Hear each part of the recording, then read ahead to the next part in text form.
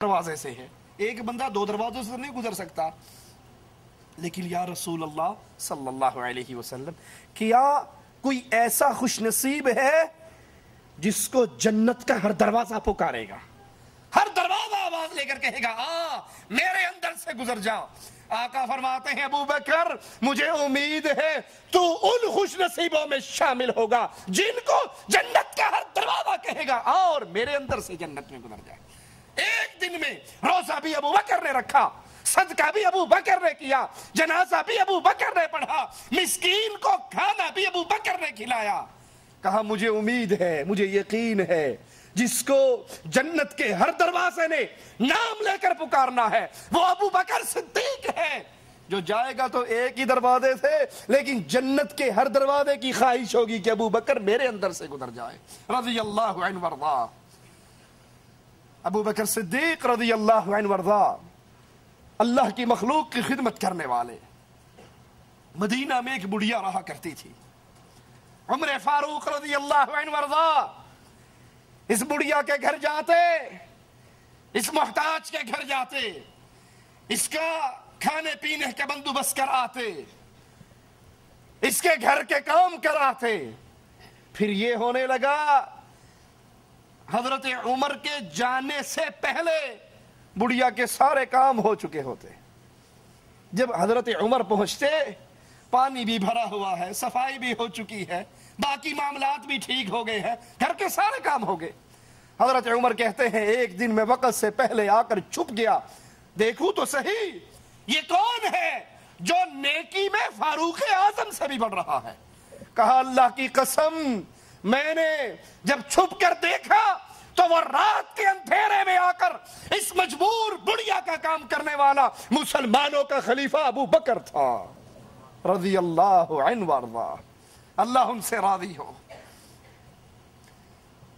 بہادری کا کیا کہنا، شجاعت کا کیا کہنا.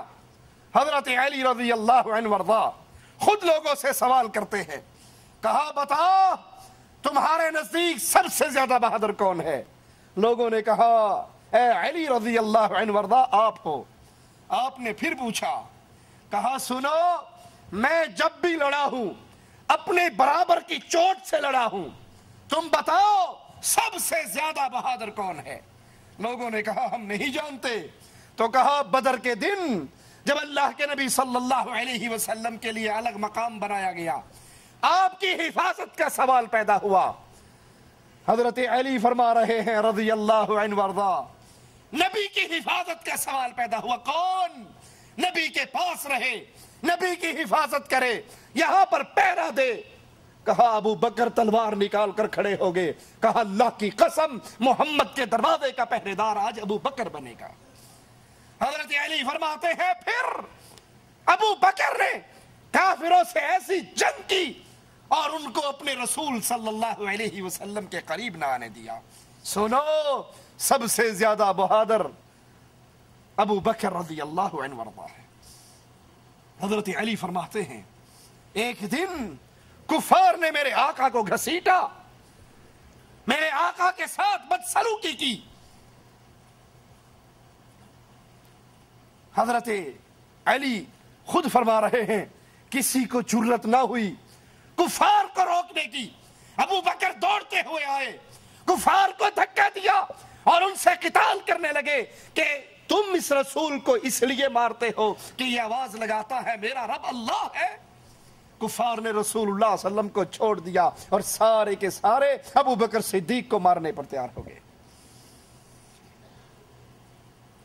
حضرت علی رضی اللہ عنہ وارضا فرماتے ہیں آل فرعون کا مومن اور ابو بکر رضی اللہ عنہ وارضا پوچھتے ہیں ایمان میں کون بہتر ہے؟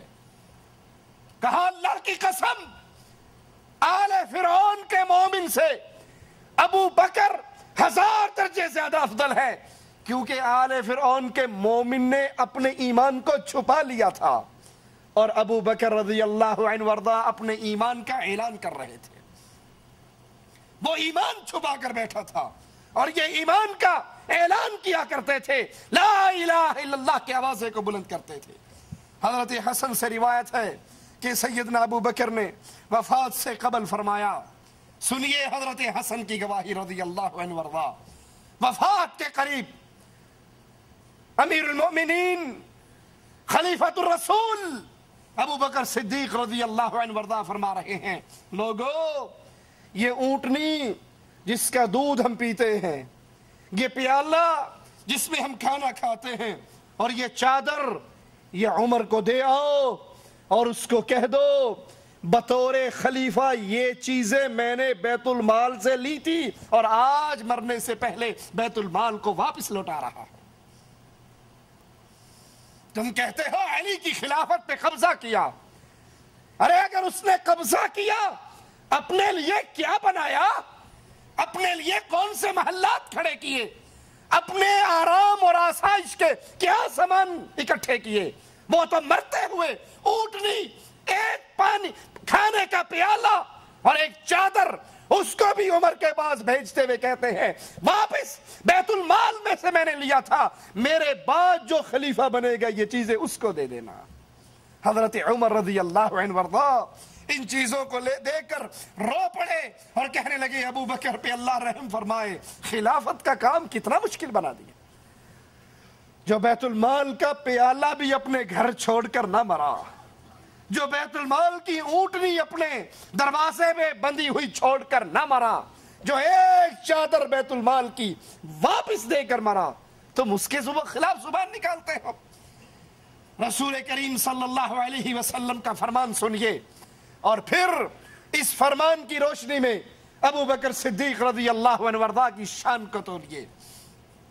اللہ کے نبی علیہ الصلوۃ والسلام فرماتے ہیں تم میں امامت وہ کروائے، قوم کا امام وہ بنے جو سب سے زیادہ قرآن کا عالم ہو. امام کون بنے؟ جو قرآن کا زیادہ عالم ہو. اور پھر جب رسول کریم صلی اللہ علیہ وسلم بیمار ہوئے، امام بنانے کا وقت آیا تو آقا نے کس کو کہا تھا؟ عباس کو کہا، علی کو کہا، حسن کو کہا، حسین کو کہا، کس کو کہا؟ ابو بکر صدیق رضی اللہ عنہ وارضا. اور رسول امام وہ بنتا ہے جو قرآن کا سب سے بڑا عالم ہو. تو ثابت ہوا کہ تمام صحابہ، انصار اور مہاجرین، ان سب میں قرآن کا سب سے بڑا عالم ابو بکر صدیق رضی اللہ عنہ وارضا تھا. اسی لیے جب قرآن کی یہ سورت نازل ہوئی تھی، اذا جاء نصر اللہ والفتح ورأيت الناس يدخلون في دين الله افواجا، ابو بکر صدیق اس سورت کو سنتے ہیں اور کہتے ہیں اے نبی میرے ماں باپ آپ پہ قربان ہو جائیں. یہ کہا اور رونے لگ گئے. لوگوں نے کہا اس بوڑھے کو دیکھو، کتنی خوشی کی بات ہے کہ دین اسلام پورا ہو رہا ہے، مسلمانوں سے مدد کے وعدے پورے ہو رہے ہیں، لوگ لشکر در لشکر اسلام میں داخل ہو رہے ہیں، اور یہ ابو بکر رو رہے ہیں. آپ نے کہا جس کو میں سمجھا ہوں تم نہیں سمجھ سکے. جب اسلام غالب ہو جاتا ہے، اسلام پورا ہو جاتا ہے، تو پھر اس نبی کی حاجت اس دنیا پہ باقی نہیں رہتی. جہاں اللہ کی نعمت پوری ہوئی ہے وہاں اس آیت میں یہ پیغام بھی ہے کہ اب جناب محمد کریم صلی اللہ علیہ وسلم ہم سے جدا ہونے والے ہیں. جب نبی فوت ہو گئے، صحابہ نے کہا سب سے زیادہ قرآن کا علم، قرآن کا فہم ہمارے اندر صرف ابو بکر صدیق کو تھا، ان سے زیادہ قرآن سمجھنے والا کوئی نہ تھا. اسی لیے رسول کریم صلی اللہ علیہ وسلم نے ان کو تمام صحابہ کی موجودگی میں امام بنایا. حضرت عائشہ رضی اللہ تعالی عنہ ایک موقع پر اپنے بابا کو ان الفاظ میں یاد کرتی ہیں، واللہ میرے والد سے کوئی بلند سے بلند ان کو چھو بھی نہ سکتا تھا. وہ مضبوط قلعہ دراز سایہ تھے، انہوں نے تمہاری مدد کی جب تمہیں ضرورت پڑی، وہ آگے بڑھے جب تم سست ہوئے، فتنے پھیلے تو ابو بکر صدیق رضی اللہ عنہ وارضا اپنے گھر سے اسلحے سے لیس ہو کر ننگے قدموں نکلے اور کہا سنو، اگر آج کوئی نہیں لڑے گا تو اکیلا ابو بکر اللہ کی توحید کے لیے آج جہاد کے لیے نکل چکا ہے. حضرت علی سوار ہو کے پیچھے گئے، خلیفۃ المسلمین واپس آ جائیے. اگر آپ کو کچھ ہو گیا پھر خلافت کا نظام دوبارہ قائم نہ ہو سکے گا۔ تمہاری مان لے کہ اہل بیت کی دشمنی تھی ابو بکر سے، تو جب ابو بکر جہاد کے لیے نکل رہے تھے حضرت علی کو تو کہنا چاہیے تھا نا چھیتی جاوے جان چھوٹے، میرا راستہ صاف ہوئے۔ وہ پیچھے کیوں گئے تھے؟ انہوں نے منتیں کیوں کی تھی؟ وہ واپس لے کر کیوں آئے تھے؟ تم جھوٹ بولتے ہو، علی سچ کہتے ہیں۔ علی اور صحابہ کی محبتیں تھی، پیار تھا، اسی لیے حضرت علی ابو بکر صدیق کے پیچھے نکلے۔ حضرت عائشہ فرماتی ہے بچپن، جوانی، بڑھاپے میں میرے بابا قریش کے نامور مردوں میں سے تھے، وہ محتاجوں کی مدد کرتے، وہ اسیروں کو رہائی دلاتے، ان کا تعلق اللہ سے بہت قوی تھا، یہاں تک کہ انہوں نے اپنے گھر میں مسجد بنائی تھی۔ ابو بکر صدیق رضی اللہ عنہ وارضا اپنے گھر کی مسجد میں قرآن کی تلاوت کرتے، کفار کے نوجوان آپ کا قرآن سنتے۔ اللہ سے اتنی محبت، اپنے گھر کے اندر مسجد بنائی۔ باطل پرستوں نے توحید کو مٹایا تو ابو بکر صدیق رضی اللہ عنہ وارضا نے اس کو زندہ کیا، اس کو قائم کیا۔ عائشہ فرماتی ہے میرے بابا کا ایمان کفار پہ بہت بھاری تھا، قریش نے ان کی طرف کمانیں کھڑی کی، اپنے تیر سوتے، انہوں نے سارے حربے استعمال کر لیے، لیکن میرے بابا کو دین اسلام کی تبلیغ سے باز نہ کر سکے۔